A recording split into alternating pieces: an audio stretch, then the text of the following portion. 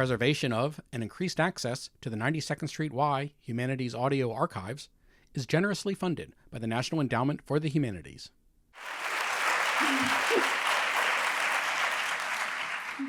So Anna. Last night, as I was going to bed, my bedtime reading was Pamela's first musical. Oh, is that right? And I loved it.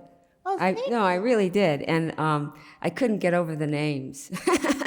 Jules Gels. Yes, I'm very fond of Hal Hittner, too. Well, my favorite was Margot Dandelion. Yes, the talented producer, and Nathan Hines Klein's. This book has amalgamations of various people's names in the theater that gave us great joy to sort of put together. So I'll ask you what everybody asks me about my work. What do the real people say when they see themselves in Pamela's first musical? Well, Pamela's first musical, actually, they're sort of pleased with it. I actually have a niece, Pamela, and I had this idea for this book when she was 8 years old, and now she's 18. So we're sort of sending her off to Harvard as a children's book star, which is kind of nice. So no, that's actually been it's been very interesting. I've been on a book tour with this book, and so this book is about taking a child to a Broadway musical for the first time. She goes and sees this musical called The Prince of Broadway, and the critics say things like the best musical you will ever see. And the only name we didn't change in this book was there's a big quote that says, "I loved it, John Simon."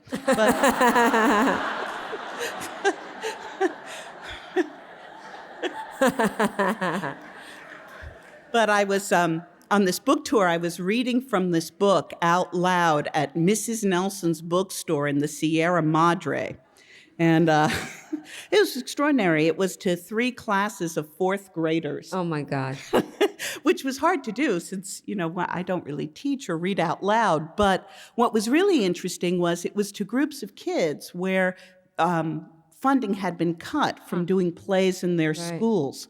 So talking to them about putting on plays and what that was like. Amazing. It was amazing. Amazing. It was really... Yeah, I mean, because a lot of these kids won't even have plays in their schools anymore. Right. It's really... In fact, so the NEA has gotten its bad. And Jane Alexander says we shouldn't despair. How do you feel about that? How do you feel? Boy, I mean, there's an anecdote that I have about that that's one of my favorite all-time anecdotes. I was on this group last year that went down to lobby for the NEA for individual grants for authors. And I went down to Washington. It was me and Melanie Griffith and Joanne Woodward and Walter Mosley. And it was... Wow. Yeah, it was for poets and writers. So Sounds like your musical. Yeah, exactly. It was like the musical. So we go down there, and you know that the Speaker of the House, the estimable Speaker of the House, has refused to meet with Jane Alexander the entire time she's been there. So they set up this breakfast, and he decides to come. And we know that he's there. Well, actually, he comes to this breakfast, and he starts telling Melanie Griffith that he's written a novel. And if it's ever made into a film, there are 2 parts for her in the novel. And then they tell me, well, Wendy, you won an NEA grant. I won an NEA grant for like $12,000 in 1984. You tell the speaker about the NEA. And, so I know he's like looking at me, seeing Tony Kushner with a wig on. I see. And so I tell him about, I won an NEA grant and it was for $12,000, and that's a really small investment for a play that runs on 2 years, and it tours the country for 2 years, and it keeps inner cities open and restaurants and blah, blah, blah. And at the end of all this, he looks at me and says, Arthur Murray didn't need a grant to write a play.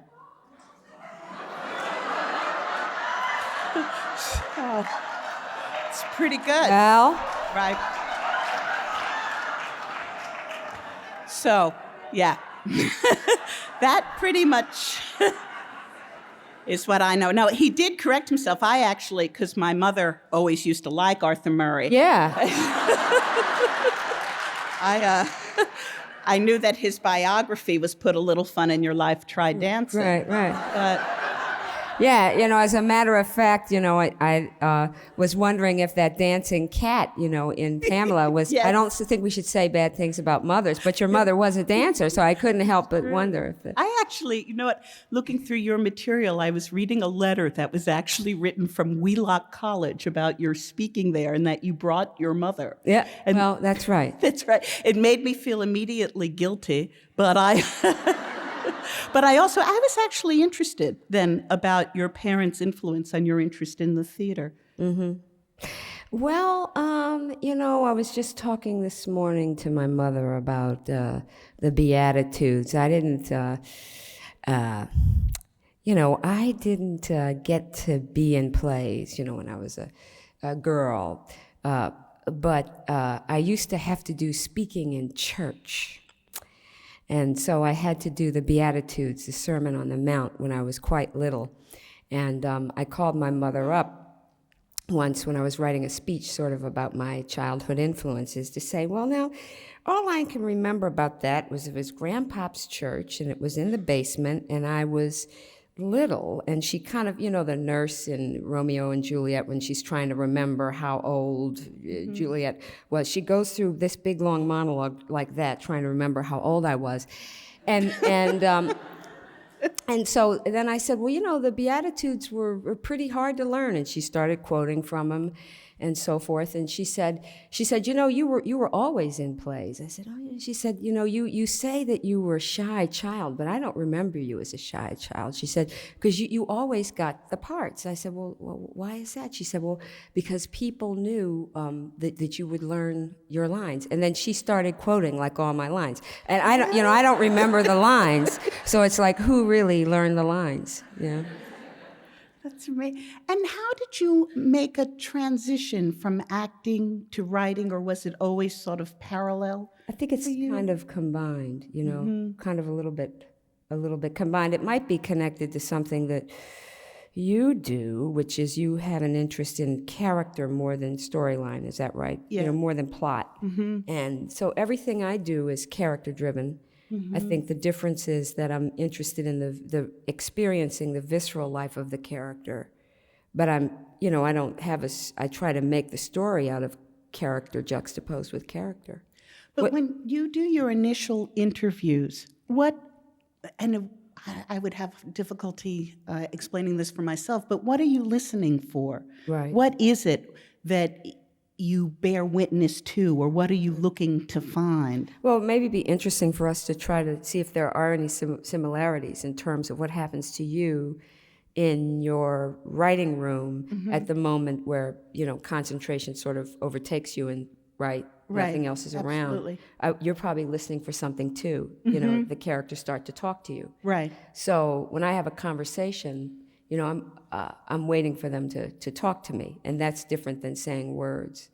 And probably, I've taught acting for a long time, for 20 years, and we were saying backstage how many, thank God, when women, thank God for Uncommon Women, you provided a lot of monologues for girls who didn't have much to pick from until that time.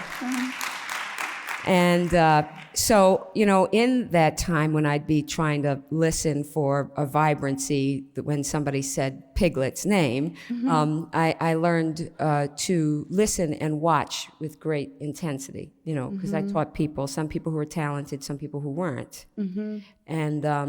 And so pretty much when I sit and talk to somebody, I'm using those same kind of eyes and ears that have to do with when a person starts to descend into their own voice, like their real voice, which is a poetic voice for everybody, I think.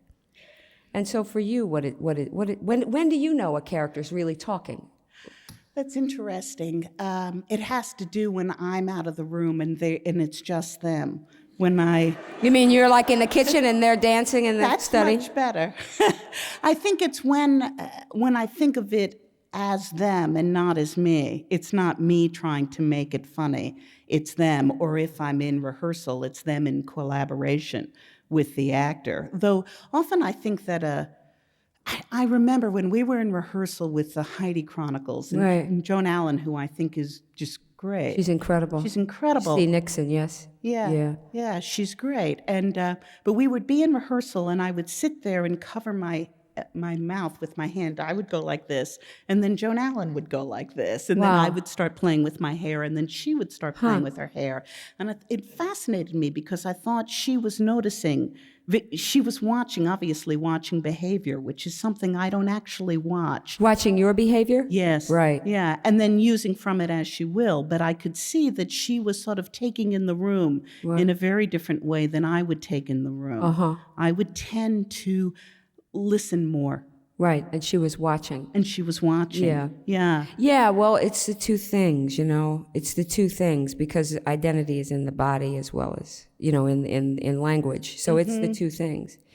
And I was reading someplace with Madeline Kahn that she gave a lot to her role. There was some joke or something that she, and then you went home Yeah, I and made always it. think of that this was like one of those ideal collaborations. We were in rehearsal for the Sisters Rosenzweig, and there's the scene in which Madeline, as Dr. Gorgeous, is talking to her sister, who's dating this bisexual guy, and she's talking to her, and she was saying, and Madeline was just talking to me, and she said, I know what you want me to tell her. You want me to tell her, honey, I know you can't judge a book by its cover. And so that night I went home and I sort of used that language, and I put in, listen, honey, you can't judge a book by its cover, but you're in the wrong library altogether. So, Right. but that sort of very much came from the character, but also working with a wonderful actress. Yeah, but so that's really also sort of a wonderful idea in a way that the character does have a life, and it probably makes it easier for you to put it out there for other actors and for the director. Right. That the character has the life, it doesn't belong to you, and it can be captured by other sensibilities. Yeah, absolutely. Yeah. Yeah. I mean, I think somebody who had a big influence on me, for example, was Edward Albee. In acting school, I played Martha, and how acting school is, you're not old enough, you're not any of these things for these people. And, we would just relentlessly, me and my scene partner, Roger, would go over it in his tacky little apartment over and over. And I started feeling drunk.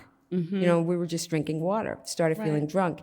And it kind of dominated my imagination and my thinking for some time. How is it that Edward Albee could think about this woman as drunk and that I would say her words and really feel drunk? It's a very magical thing in there about words. Have you seen A Delicate Balance? It's wonderful. No, I'm sure. It's really wonderful, wonderful performances. I was so struck by your work, by the sense of objectivity in it. And I wondered how you're able to maintain that, in a sense, or especially in building a drama, when you have to build towards an arc or towards actually how it's put together in that way. You mean the objectivity? Well, both. I guess it's a two-part question. One, how do you take all the interviews and then build the story, or how do you? In a way, I think that too may have something to do with you because your earlier work was more episodic than Sisters Rosenzweig. And so we're of a generation where we think in composing fragments together, which might have something to do with television. It could have something to do with other things. Right. Really, more than that. That it's about putting bits of things together. Right. So I think that's an outgrowth of the time that I live in, sort of figuring out and being interested in how to put diverse, seemingly unrelated things together. And then so the dramatic life gets built by those juxtapositions.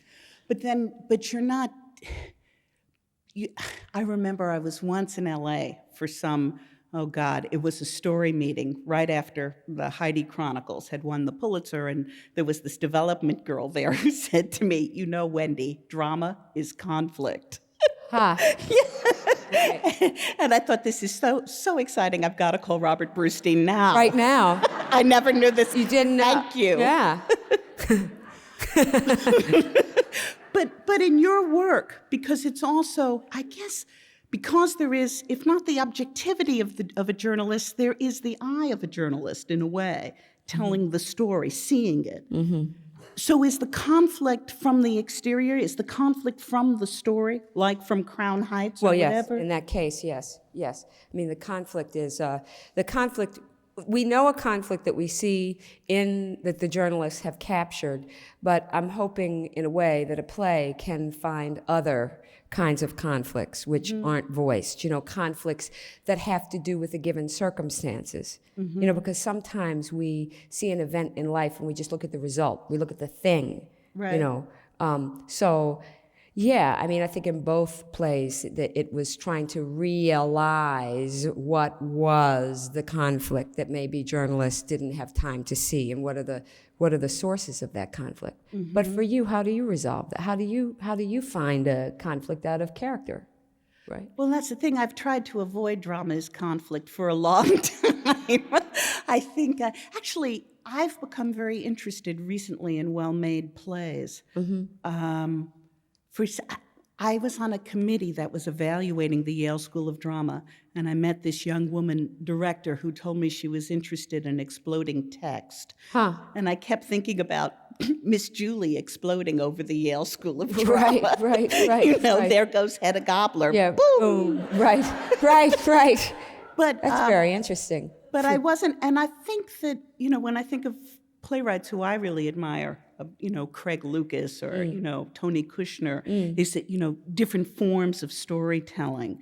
And to me, it's odd. Recently, I've become much more interested in sort of one-set plays, taking place over a weekend, trying to tell a story in that way. Right. And what is that from, do you think? Why is that? Maybe it's just the simplicity of telling a story, and how do you really tell a story.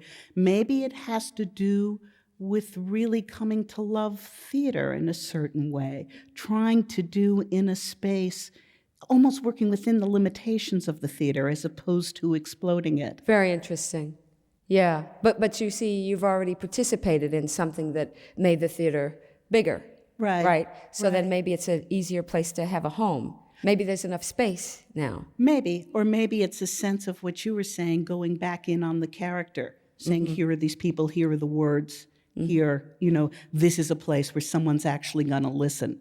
So I'm going to take the advantage of actually having listeners or creating a texture. Oh, well, so what about audience? A younger a person that I was telling I was going to be coming to talk to you wanted me to ask you about that. Like, who's your audience? Are you writing for a particular audience? Has it changed over time? Today someone asked me that at Barnes & Noble's, and I said, I'm just writing so I can finish it. I can't think about it. No, I think, I don't know. I don't tend to think about the audience so much, in a way, as more about the characters on the play. I'll think about almost more about these are lives that have not been expressed, or these are lives who, whatever their conflicts are, have not been considered stage-worthy.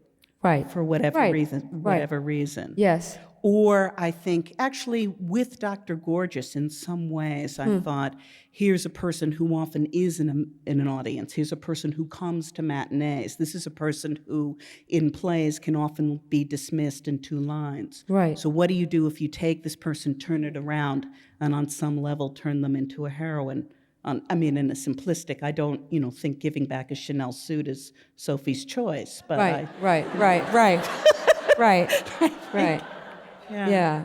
So you're thinking about the characters on stage. I mean, what about this thing, though, what's happening now in the theater, this idea that, particularly the regional theater is in this crisis of audience. I mean, do you think that we as playwrights need to involve ourselves with this problem of the difficulty of having a younger audience, or, as you say, these kids, that you just met, who knows if they're going to see a musical or they're going to have plays in their schools? I mean, do we?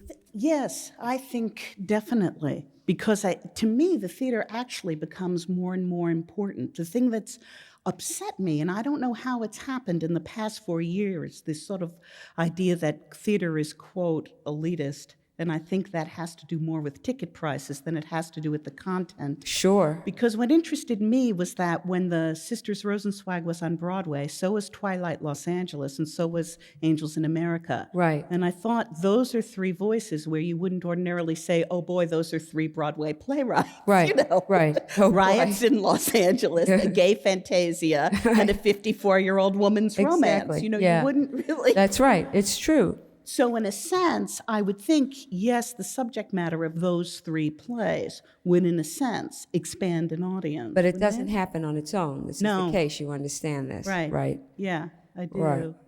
I think, I mean, partially that's why we wrote that children's book, Right. too, although that's getting into a very specific audience and a very specific things of musicals. But yeah, I think it takes some, getting the people into the theater. I mean, and even the world in Pamela's first musical, in a way. Do you think that's a world gone by, or, ooh, darling? I mean, ooh, darling? You probably say it better than I. Or, Ooh, darling. everybody says ooh, darling, I think in a sense it is. I think if people our age or older, you will find they'll talk about their first musical or the habit of going to musicals. I don't know if that's true younger. Right. I think, Anna, it's very complicated because I think, there are people whose first Broadway show would have been Twilight Los Angeles. There are people whose first Broadway show would have been the Heidi Chronicles. Right. Those shows may well be far, as relevant. We have to really project into the future. Yeah. What was your first Broadway show? I know my parents used to go to shows All the time. Yeah. Yeah.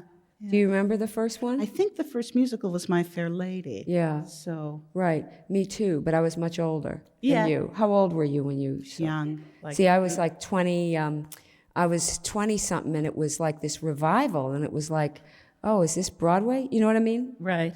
Yeah. Where was it? Here? Here, it was in Broadway, New York. No, but the first musical I ever saw was Oklahoma, in Cape May, New Jersey, when I was younger, and that was very exciting. I mean, that was just like it was in Pamela's first musical, with to me, the way she experiences them, sitting at the soda fountain and dancing and having the circus and everything that's in the world that is spectacle. And I think that there's something very, human about that people do want to see that dream of a spectacle. Oh, I think so. I think it's that same impulse that makes kids' jaws drop. Right. It's that thing of being there. And I also think, in some ways, it's interaction on the best level. You laugh, you cry, you clap, But we do have this real problem, though, now, I think, about audience. Is that a problem? Because you've certainly traveled the country. Is it a problem all over the country? Is it a... Well, I think it is, sort of, that the subscribers are not getting any younger. So, that's what I hear people saying, right? And that when I taught at the University of Southern California, everybody was pretty rich. They drove baby Benzes and stuff. And I was teaching drama to the majors, and many of them never seen a play before. I was pretty amazed, because then that's not a financial problem. No. It becomes... It's something else. Right. And they went to be actors, but they never saw a play before. And then it's no longer mainstream to the society. Yeah, it's no longer mainstream to the society. And then it does become this sort of marginal effort or something. But when you're sitting in the theater of your own show, sitting in the audience of your own show on Broadway, you don't feel marginal at all, do you? Well... Depends how it's going. No, but I know that my father, I remember I was once on a panel with Arthur Miller, and the first time... Murray or Miller? Yeah. No, Murray then.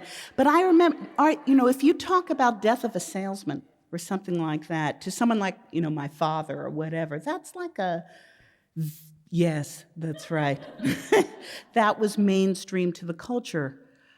I'm trying to think whether playwrights, can you think of a playwright or a play that...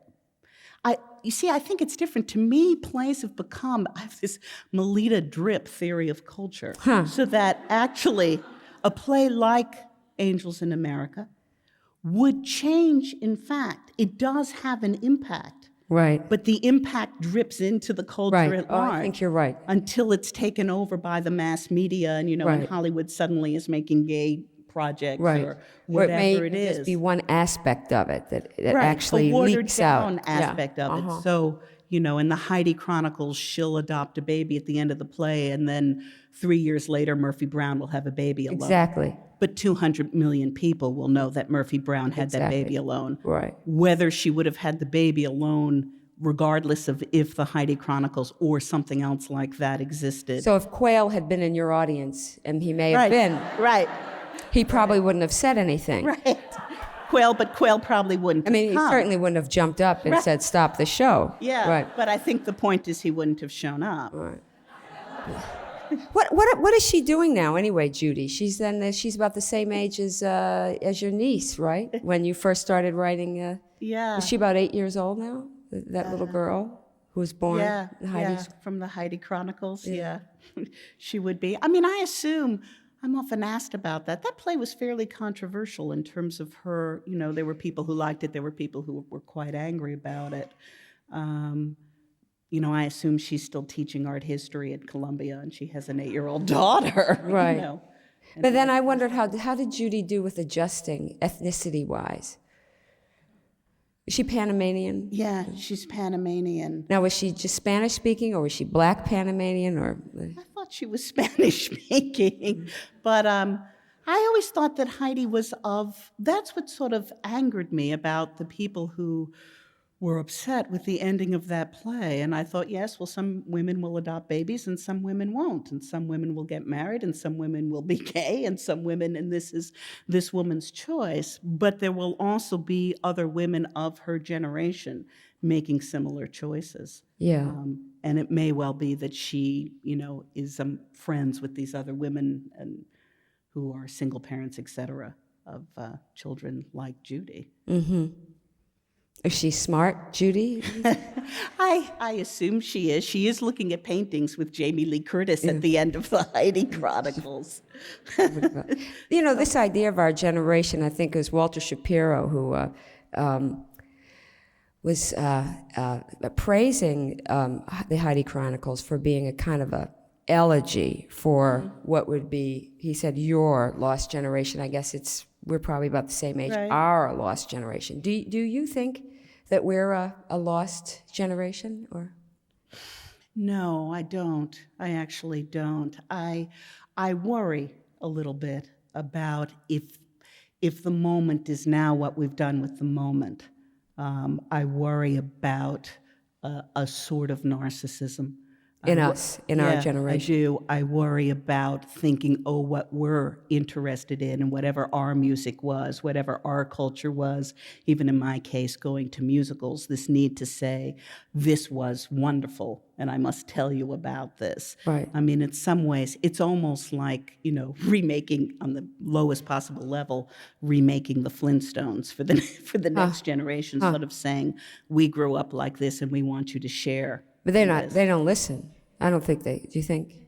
No, but a little bit. Yeah, if you go, various bar mitzvahs I've gone to or whatever, you see 13-year-old kids who are basically listening to the same, the band is playing Joy to the World. They're playing the same things that their parents listen to. I don't know. I felt far more hopeful in a way, or that idea that there would be change. I was interested in one of the things you said, that there had been a bridge and the bridge was collapsing. Right. And that the bridge needed to be rebuilt. Right. Reconceived. Reconceived, that's it. Right. And I think it's that if one can grab a hold of that reconception, or frankly has the courage to reconceive, as opposed to holding on to past notions, then that's really interesting. So maybe a more constructive way to think about our generation is not indeed that we're lost, but that we're a generation still in pursuit.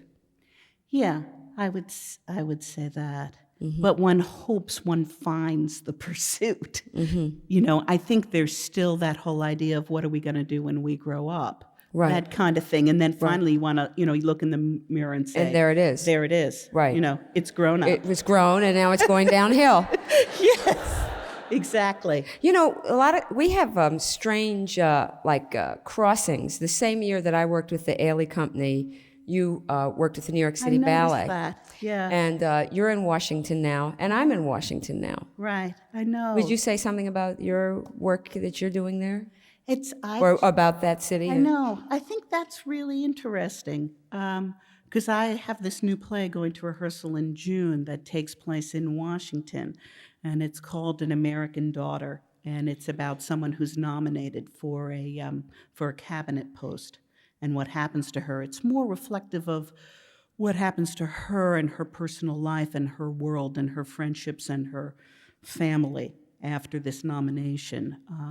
Because I became fascinated by Zoe Baird and Lani Guinier and Kimba Wood, and I Right. thought 3 strikes and you're out. Right. Right. It seemed a sort of repetitive, and now what's going on with Hillary, but it interests me in terms of intelligent women and that whole myth, or not myth, but that whole sort of pressure in terms of having it all, Right. or whatever that was. Yeah. So, but what are you doing? Well, in a funny way, I guess I'm not. It's odd. I didn't think of it until I knew the title of your play. In an odd way, I guess I'm looking at the American father, because I'm interested in the president. So I'm interested in the president. So this project is loosely titled the Press and Presidency Project, only because I realized, only reason I know anything about the president is what the press tells me. Right. So I better look at who they are, right? Because that might be having something to do with what I think he is. And then I'm going to look at a couple of presidents in other periods, certainly somebody before recording devices, to see, who is this person? Right. But unlike you, I'm, in terms of gender, I'm going to be dealing with men. There hasn't been a woman president yet. I was interested in something also that John Lahr wrote about you when you were talking about privilege, and that privilege being racial. And that I was wondering if you've thought of an unspoken privilege in terms of gender as well. You mean a privilege that men have over women? Yeah. Is there an inherent unspoken privilege? Oh, well, I think the privilege is, spoken and unspoken. I mean, we both had women's educations. We were sort of saying backstage that you had the experience of going to Amherst. Was that in your junior years? Yeah. Being among the first women to go there. And in my junior year at a women's college, I went to London, and it was my first sort of post-puberty experience in men in school and seeing the women act differently. But I think that's a very complicated and big question, about that. In 50 words or less. Yeah, in 50 words or less about that privilege. I mean, what do you think? Sure, right? Yeah, Something? I think sure, but it's complicated. Yeah. So we could agree on that. Yeah. I mean, I think it's also, that's what's interesting about what's unspoken and what's assumed, maybe. And how it changes and how it doesn't change. I don't know.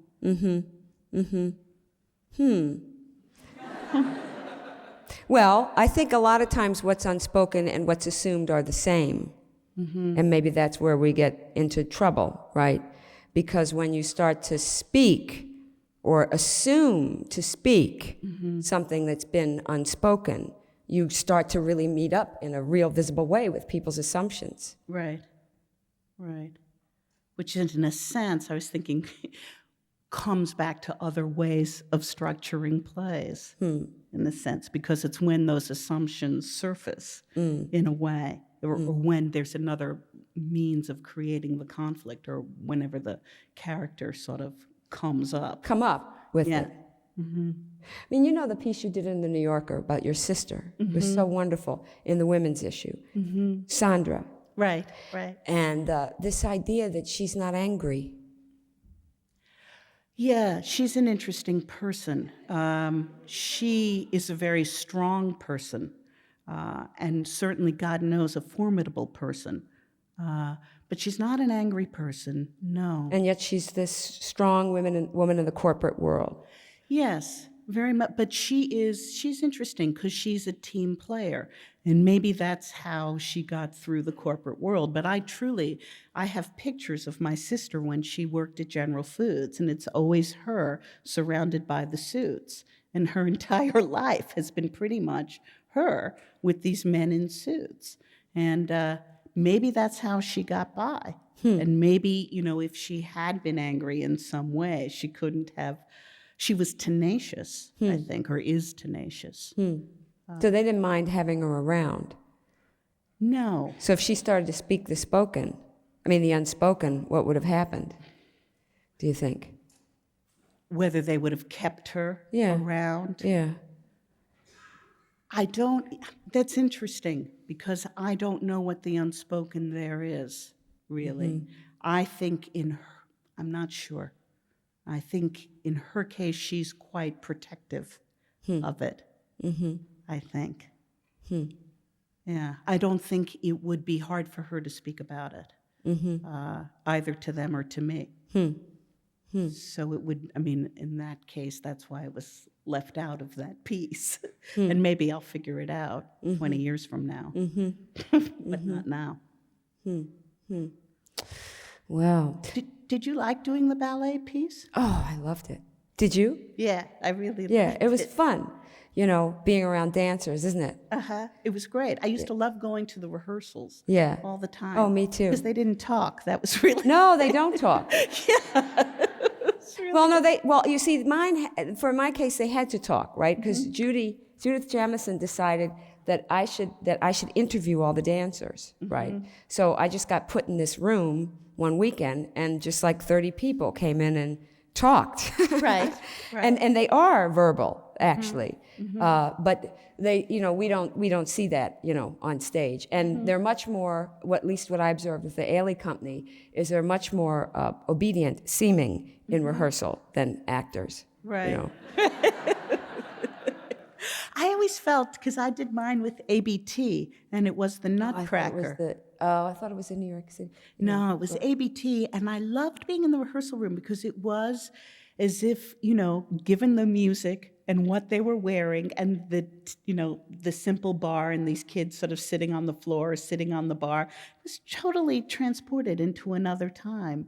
Yeah. There was no difference in that rehearsal room than whatever was going on at the turn of the century. It was. Oh, that's great. So that's more than in theater? Well, yeah, I felt that. Well, sure, because there was no sort of language in the room. Right. There weren't as many people, running out to the green room to call their agents. I didn't get that. Yeah, see? Right.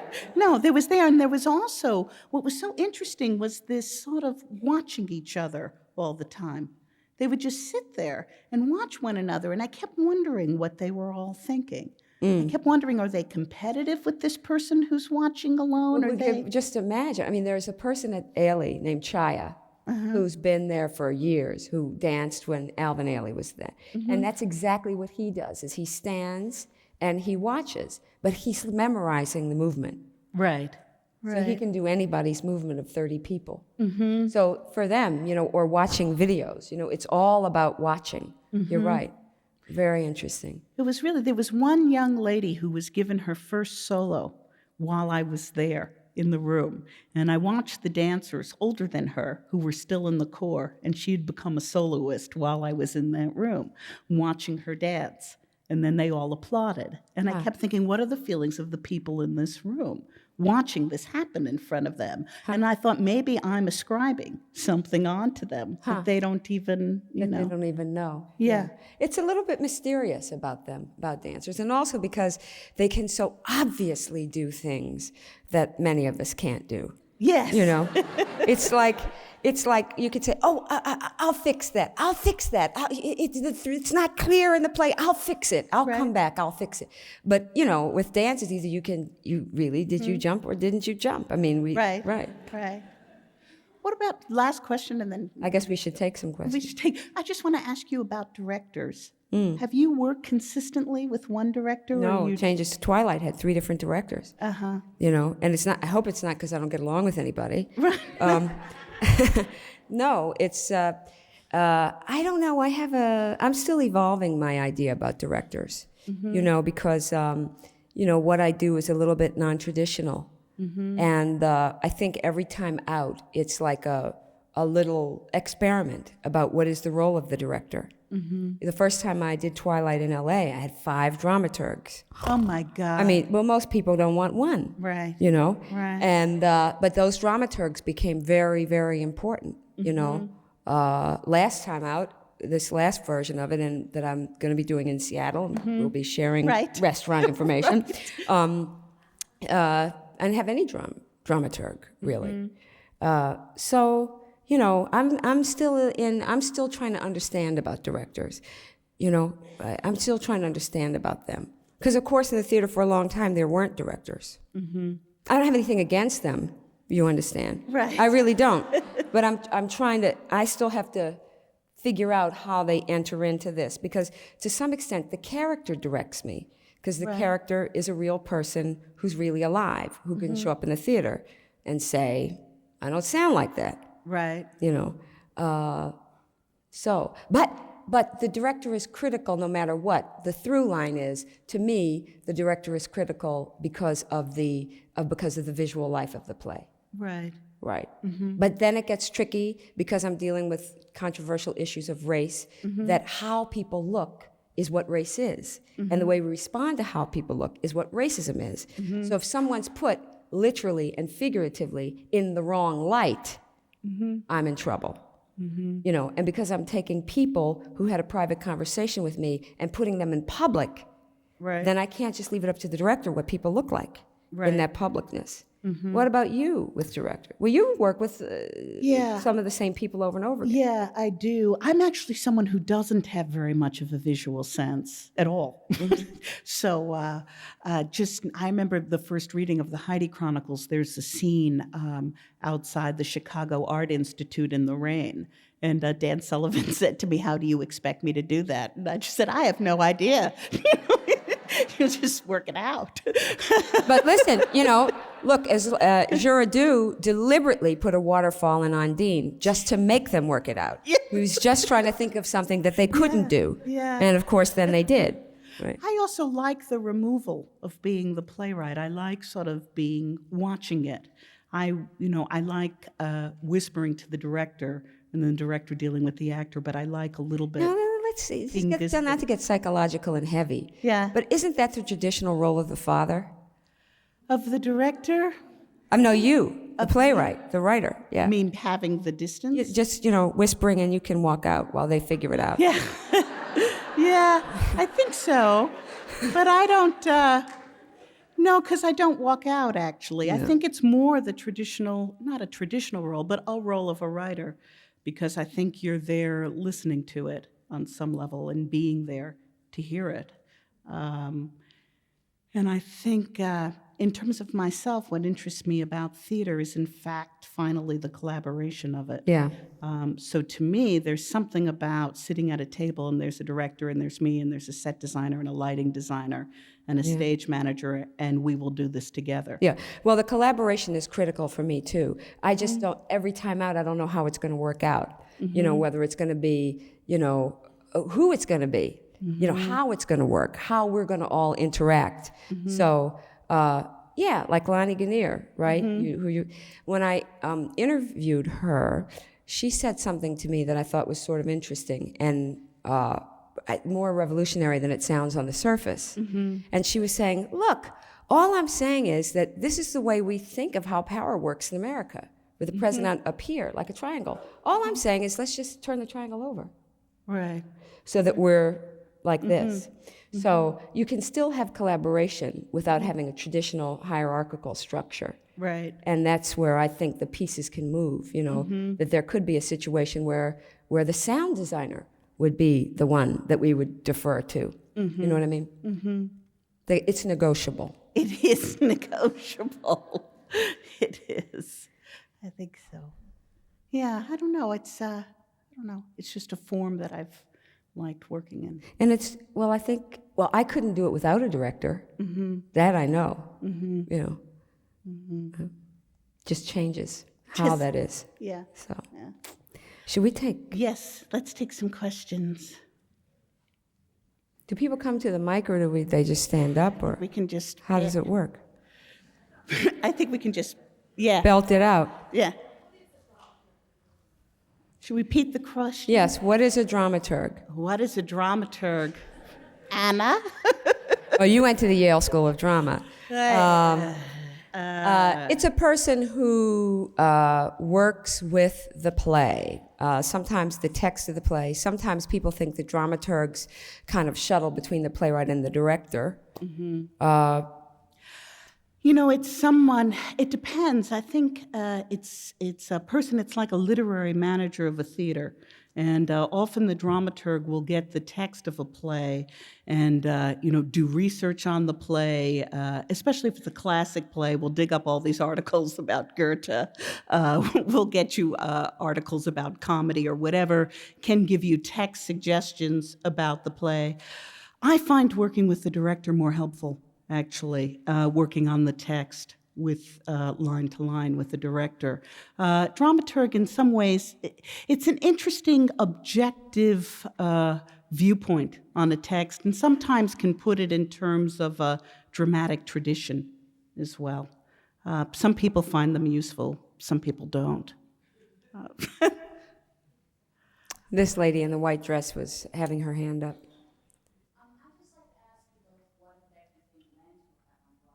Huh. That's an interesting question. What effect will Rent have on Broadway? Well, I know it's sold out till August. So that's a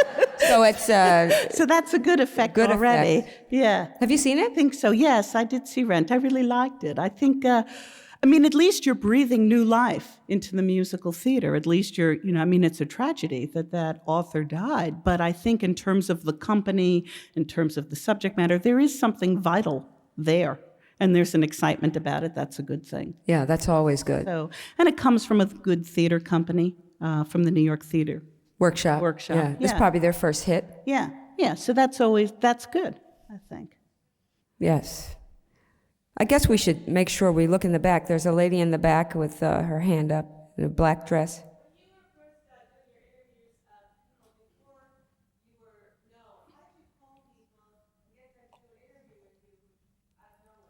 How did I call people and get them to do an interview with me out of nowhere? It's still like that. No, but really, the first one of these that I did in 1980 in New York, and I just had 20 actors. I was working with other actors, not just with me. By the way, the new piece I'm doing in Washington, I'm writing for other people. I might or may not be in it.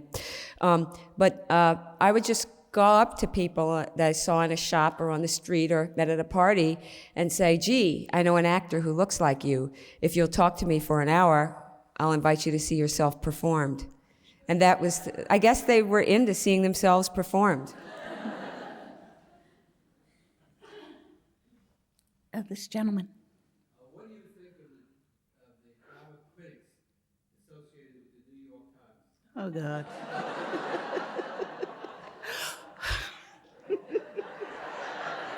We think they're all wonderful. We do. We do. No, they're great. We do. Okay. Thank you, Wendy. In the back there. Yes, ma'am. Oh, God. That was nice and loud. Yeah, that was nice and loud. How much did Yale shape my writing?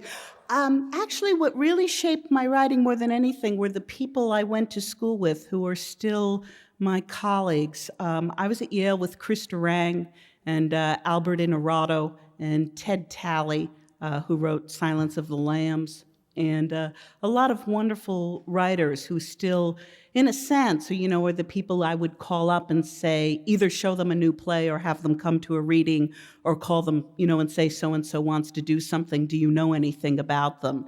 And that really, in terms of having an artistic community to travel through life with, has been extremely useful. Though I did interview Ted Talley, who's a wonderful playwright, had plays in New York, and do you know his work, Terra Nova? And Ted never got a good review in the Times, and had a baby, and was living in in Hell's Kitchen. And finally, he decided, I can't do this anymore. I'm going to write a movie. And within 2 movies, won an Oscar for Silence of the Lambs. And Wow. I interviewed him 2 weeks Wow. ago. And he said to me, when writing was my life, I didn't do very well at it. But when I decided it was a business and a craft, I became very successful, which is very interesting. Is it a business for you at all, Wendy? I mean, you almost went to Columbia Business School, right? Yeah. And your family is very, My family yeah. is very business-oriented. I'm not, I used to think of myself as queen of the 4-figure deals, which is very different than my brother. I've tended to do things because they interest me for whatever reason, and that's a privilege right there, and one is lucky enough to do that. I've also tended to balance things out. I've also written a lot of movies that have never been made and sort of looked at them ultimately as grants. Right. So I would get like a Paramount to write my next play. Great. And so it's pretty much come out Do you that thank way. them in this play is Yes, I'd like dedicated to? to Paramount Pictures. Right. So it goes back and forth, but I wouldn't say that I was the best possible business person. Ted Talley's a better business person than I am. Yes. American Daughter's going to be done by Lincoln Center next year. In the fall, right? In the spring, I think. I think spring.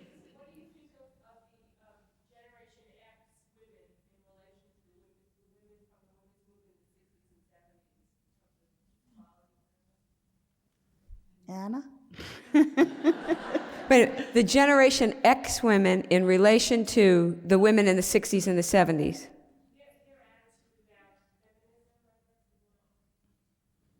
What is it? Tell us.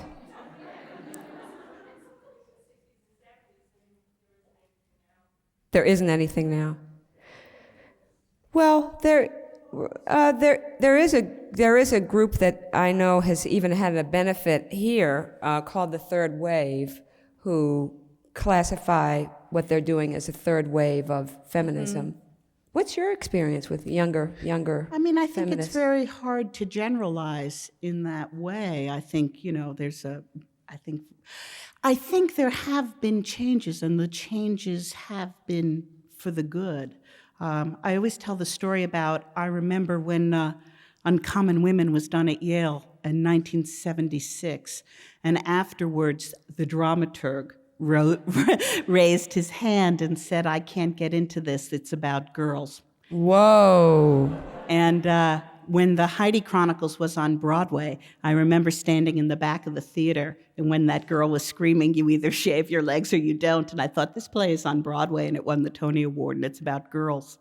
That's 10 years of a change. That's a rapid change. I don't believe somebody unspoken could think, "I don't get into this, it's about girls," but I don't believe they would say it, at least at the Yale School of Drama. Right. No. Yeah. So I think that, I think to generalize in any case about the baby boomers versus Generation X versus Generation, Q is a generalization. One thing I was thinking, though, is a little bit odd. In black people, for example, in the civil rights movement, have always taken control of what they're called and what the movement is called, so that we never have settled for one word. Colored, Negro, black, African American, and people have to stumble every time. Right. Are you black? Are you? I mean, after, Right. Maybe feminism should have been treated that way. Because now, I have, some people that I speak to in their 20s, and if I say, "Are you a feminist?" they go, well, why? What is that? So it's kind of like maybe there needs to be PR on that word. Maybe. It's like when we were standing backstage and Susan said, "Welcome to our Women in the Theater series," and Ed and I looked at each other and said, "Oh, really? We thought we were here for the Black-Jewish conflict." So it really, that's our second act, if you come back. It's part two. It's part two.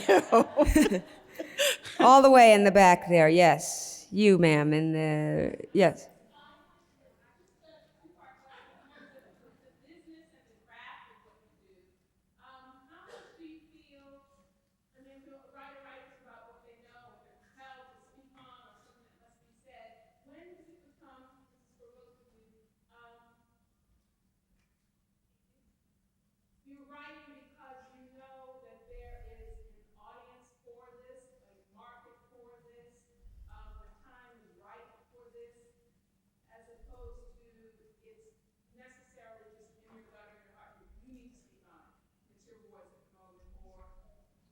Well, let's tackle that first. I do think it's really interesting that Wendy and I were both writing for ballet companies at the same time, different kinds of ballet companies, and that we're both interested in Washington politics right now. But is it in the water? Is it that we're reading the same things? We don't know. We've never even had a long conversation until tonight. Right. But there is a way in which one responds to one's time, even intuitively, don't you think? Oh, definitely. I mean, I do think, things are in the air, and if you're watching and you're feeling and you're reading, you know it. I think that's pretty true all along. And if you go, then of course you get down to people and whatever, love and not love and whatever. But yeah, it's in the air. You have a feel. What's the rest of the question? Money. About do we make our is it sort of do we make our decisions based on money?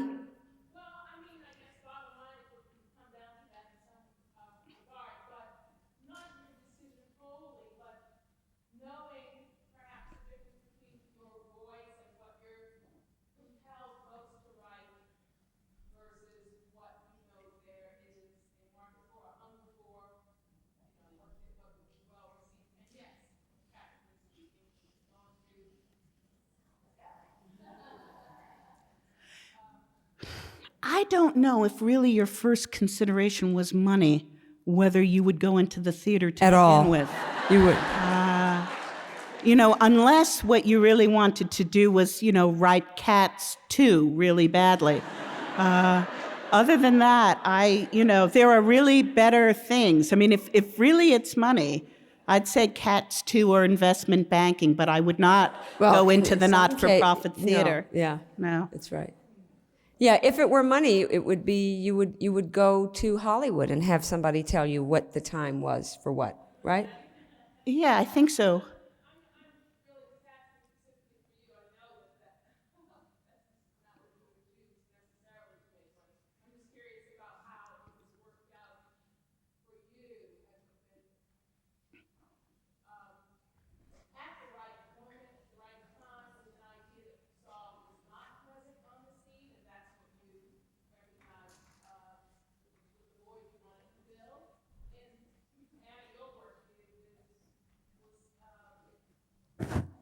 Well, in a way, I think, both of us probably, if I speak for you, Wendy, it struck me something you said earlier is quite, I'm not going to speak as you, but... Be interested. No, but I think that something Wendy said earlier about deciding that there were certain women, when I was asking her about audience, that there were certain people or characters who hadn't been represented on the stage.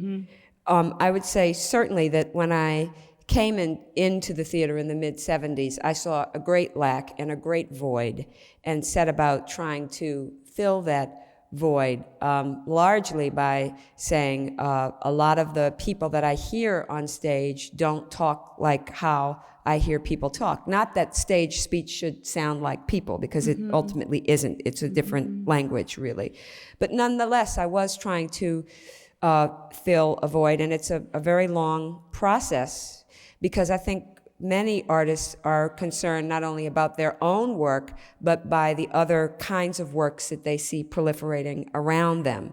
So I'm just as concerned that more kinds of actors and actresses get to be in plays as I am about my own plays. And lastly, I think, this void, it goes so fast now. I teach at Stanford, and last quarter in my acting class, I taught an Alaskan native, 2 Indians from India, 2 African Americans, maybe one was black and one was African American, I'm not sure. 1 Chinese man, first generation here, and 1 girl, Egyptian girl, first generation here. And it took me probably at least a quarter of the way into the term to have the guts to say to each one of them, where are you from? Because it wasn't clear. It's not the same old black and white thing. And how the theater's going to catch up to that, I don't know. That it's just getting more and more complicated all the time. And their sensibilities, even as a couple of them I think will probably end up trying to write, their sensibilities are very, very different than any traditions that our theater is used to. I was thinking about things that are in the air, because the reason why I started writing parts for women was very much the same reasons as Anna is giving, that I didn't see these women represented on stage. I didn't see the language that I was familiar with, or the kinds of conversations being represented, or even whatever those conflicts were different kinds of conflicts. I remember when I was in New Haven, there were big posters of deliverance at the time. And I kept looking at deliverance thinking, what is this? Right. Or I thought, this isn't familiar to me. But it was a deliberate effort. And then I think, well, why do you make that effort? Is it a product of the times in which you are coming of age? Is it a product of, and if there were feminist ideas coming in at that time, how it influences a young woman, or a young woman who decides to act, decides to direct? It all Or what gives you the guts? Or what gives you the guts, right? And, who knows what that is? If it's, the times, is it your parents? Is it women's colleges? I don't know. Is it chocolate? Who knows? Is it a piece of art? Is it? Yeah, exactly. But it's something. Mm-hmm. Yeah. The lady in the orange has been. What's the central conflict of your new play and your daughter? And I'm curious also, along with that, which women's issues or conflicts concern you most? Is it this idea of trying to have it all? Gosh, it's a little hard to talk about a new play specifically, I think.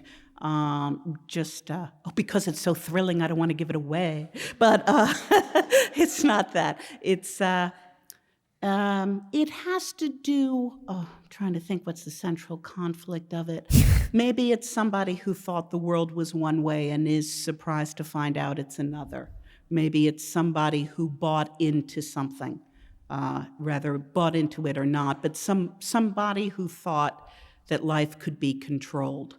Because I think there was a lot of that going on too, that having it all, whatever it was, if you do this, it's almost like identifying what it is to live a good life. And if you live in this kind of way, it re-identifies what it is to have a good life. But it's still a form of control. And if that control goes, what then happens to that order, and how that order affects your emotional life? I think that's it. It's very interesting. Excuse me? Does it have to do with class? Sure. No, I think, yes, in a sense it does have to do with class, because it has to do with being an educated woman of a certain class, very much so. Yeah, and it has to do with a certain intelligentsia, if you would. What about this gentleman back here on the aisle? I think tomorrow is the 4-year anniversary of the LA riot.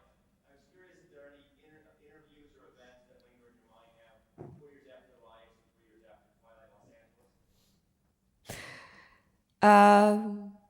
Well, I've just been performing Twilight, in San Francisco, and I'll be performing it in Seattle. So it's very much in my mind. And in that way, I would say that what lingers as much as the interviews themselves is the original experience that I had performing that play in Los Angeles, when most of the audience was unresolved about the issue, and sort of feeling that way that I'm half made up and the audience is half made up, and that we can feel whole together in that way, that the stage, on the stage, we all knew that we were not adequate, and they came to the theater knowing that they weren't adequate. And so there was something very interesting that happened. Yeah. Yes. Throughout the rehearsal process of your playing a new play, how much does the script change? I go to all of the rehearsals, and I tend to rewrite a bit. I try not to change the overall structure. I think when you start throwing out the entire second act, it's a bit of a problem. But you do tend to, I will go through it, line by line, and especially You know, if you're writing comedy, or worse, if you're writing serious plays that happen to be comedic, then the texture of the play, you really find out about it during the previews because you're sitting there and listening to it. I actually thought The Sisters Rosenzweig was my most serious play. And I remember I thought it was about identity and, and then I went to the first preview and Madeline Kahn walks out and, the audience going, So, what I thought was Chekhov turned out to be pajama tops, but, I don't know. But what you try to do in that case is then you... Chekhov was funny. Chekhov was funny. Exactly. I mean, that's the thing, that what you try to go for then is to find the texture of the play, so that in that particular play, when Dr. Gorgeous was off stage, you didn't want people being restless and thinking, oh, when's the funny part coming back? I'm bored. So it's trying to make those transitions work. So I do rewrite. My plays are always too long, too. From the first preview to when they open, I tend to cut out a half an hour. Because they're driven by character and not by the plot, they just get very long. But this thing of Chekhov was funny. Indeed, we don't know if there was an actor like Madeline Kahn. Do you know what I'm saying? Yes. Yeah. And so a century from now, people might go and see you and think it's like Chekhov. Yeah, right.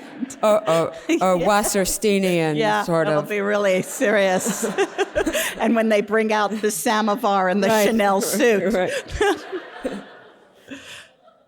Yes, right here. No, we're still trying to get that to happen. So, thanks. Just somebody wanted to know if Twilight was filmed, and I said, we're still trying to get that to happen. Wow. You pick. Oh, yes. Wendy, you say that your writing is character-based. Mm-hmm. Do you ever find yourself with great characters, great situation, no story? No story. Actually, another anecdote of the wonderful Yale School of Drama was that Richard Gilman, who's a wonderful, actually very, very smart man, was the playwriting teacher. And we would bring scenes into this playwriting class. And Richard Gilman's first comment was always, I like the language. So I always think the hallmark of playwrights from my class, from that generation, is the language is really interesting. The wit is very sharp. And then we try to hide that there's no story. So if you stay really funny and really fast, you can really, hum a few bars and fake it. That was an emphasis at that time. Was it? Yeah. The language. The language and the voice. Yeah, right? remember your first Sam Shepard play? Yeah, that's right. Yeah. It was very much in looking for, and there was all that sort of talk, like at the O'Neill and stuff, about the individual voices. Mm-hmm. Yeah. Do you want to pick? Oh. There's somebody all the way in the back there.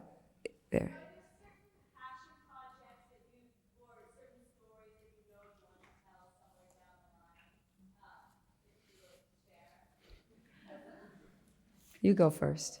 Passion stories? Oh, I thought like Barbara Cartland stories. Passion stories. Bob Crowley, who designed Carousel, and I want to do a children's book about the princess who wished she was a frog. I tend to, after I write a play, I do have an idea for another play that I want to get to. And usually if I have an idea for just the next play, if I can just make my life work around it so I can get to it, that tends to be what I really want to do. I think my plays sort of skip a generation so that this new play of mine is closer to the Heidi Chronicles.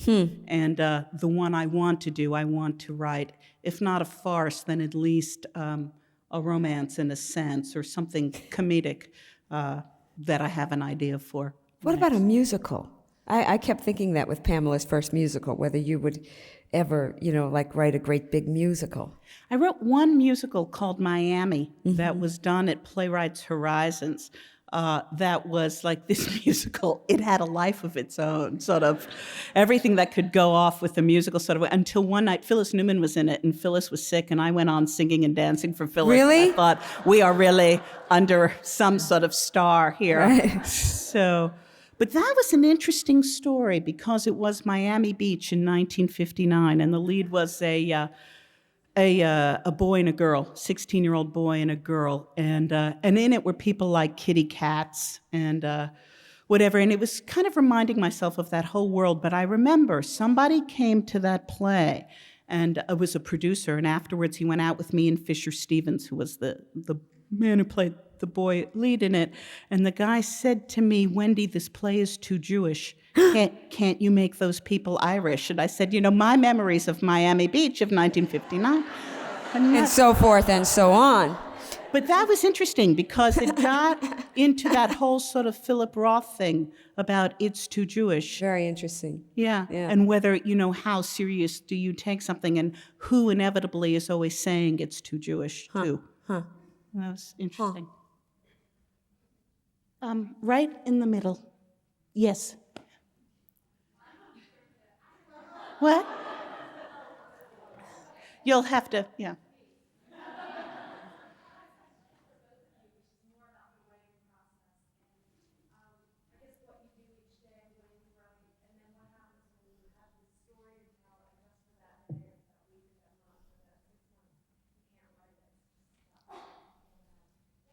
This is a question about process. Are you? I'm not the most disciplined person in the world. I always every year make myself a resolution that I'm going to get up in the morning and run, and then I'll have granola, and then I'll write for 4 hours, and But hasn't happened. You don't to me. meditate or anything? No, I don't do anything good, basically. But I return calls. I think that's really good. But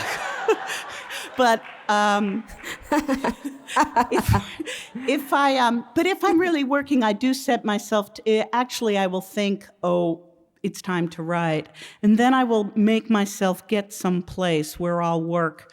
I tend to work in libraries a lot because the phone doesn't ring. I've worked a lot in London on the Heidi Chronicles and my new play as well last summer.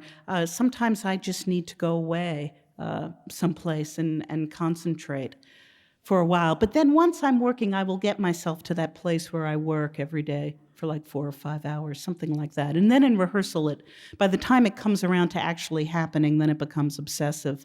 But it's not like that sort of organized thing that you read about, like John Updike. Or Toni Morrison. Oh, is she? She gets up, I think, at 4 o'clock.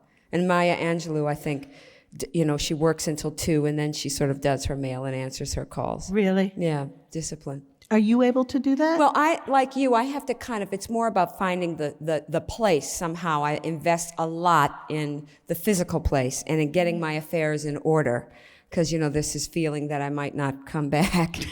So, Right. yeah, I have to find the place. And usually for me, it's a room that's fairly empty. Mm-hmm. Me too. Yeah. And fairly few distractions. Yeah. Lonely?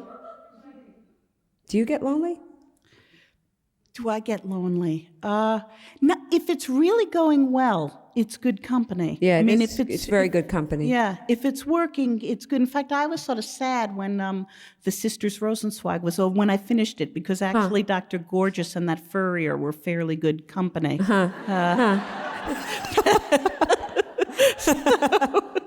Heidi, I thought it's time for her to go, but... Overstayed her welcome. Yeah. I think there's something to be said for becoming the wonderful feeling of full concentration. Yeah. Is a preoccupation. Yeah, it's that period when there isn't full concentration. That's It's tough. Tough. That's really tough. Maybe one more question? Yeah. And then that's it. You pick. I got in trouble with Gloria Steinem picking the last question. Okay. How about, should we let the lady who's standing, who Okay. seems to...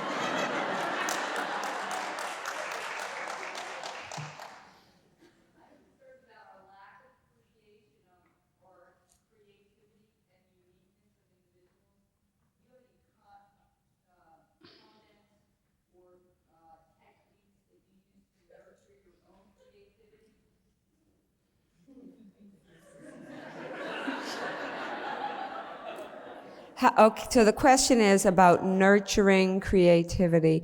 Well, I think that I think I'm conscious in certain periods of my life of that. I mean, I can remember the summer that Picasso was here. You remember that summer when the Picasso retrospective? And I remember like going around New York, and there was a feeling of many things to take and absorb. Yeah. And sometimes I travel, you know, I went to South Africa knowing, not because I was going to write anything about it, but Right. because it would shift my consciousness, and it did, you know.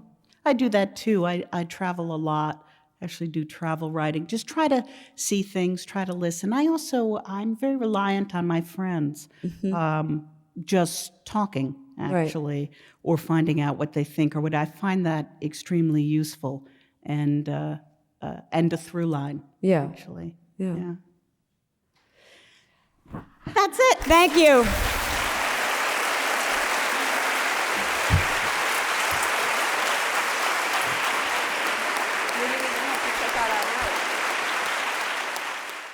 Thanks for listening. For more information on the 92nd Street Y, New York, and all of our programs, please visit us at 92ny.org.